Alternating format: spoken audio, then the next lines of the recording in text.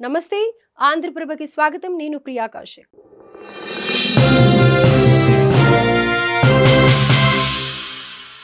నెల్లూరు జిల్లా చేజర్ల మండలం పెరమాళ్లపాడు గ్రామంలో ఉన్న పురాతన శైవ క్షేత్రం నాగలింగేశ్వర స్వామి వారి ఆలయాన్ని దేవాదాయ శాఖ మంత్రి ఆనం రామనారాయణ రెడ్డి సందర్శించారు. సుమారు 200 నుంచి 300 ఏళ్ల చరిత్ర కలిగి ఉన్న ఈ ఆలయం ఇటీవల పెన్నా నది ఒడ్డున ఇసుక మేటల్లో బయటపడింది.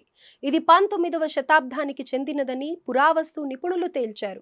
అయితే కాలక్రమేణా ప్రకృతి విపత్తులు, వరదలు వంటి పలు కారణాలతో ఆలయం ఇసుక మేటలతో కప్పబడింది. గ్రామ పెద్దలకు ఆలయ ఆనవాళ్లు గుర్తు ఉండగా ఈ మధ్య కాలంలో అంటే 2020 తర్వాత స్థానికుల చొరవతో ఆలయ గోపురం బయటపడింది.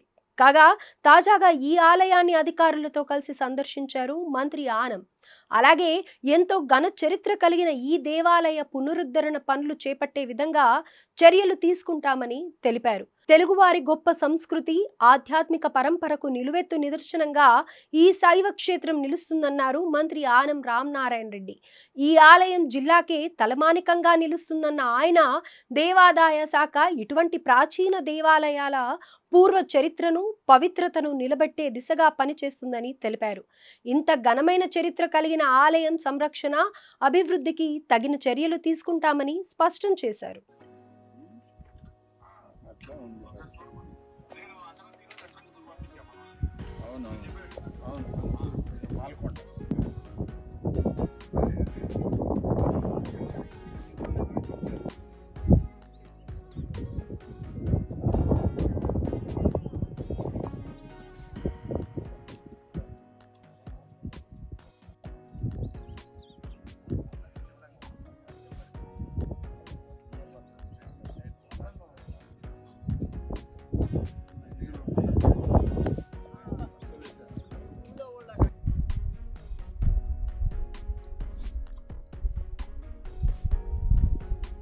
Good.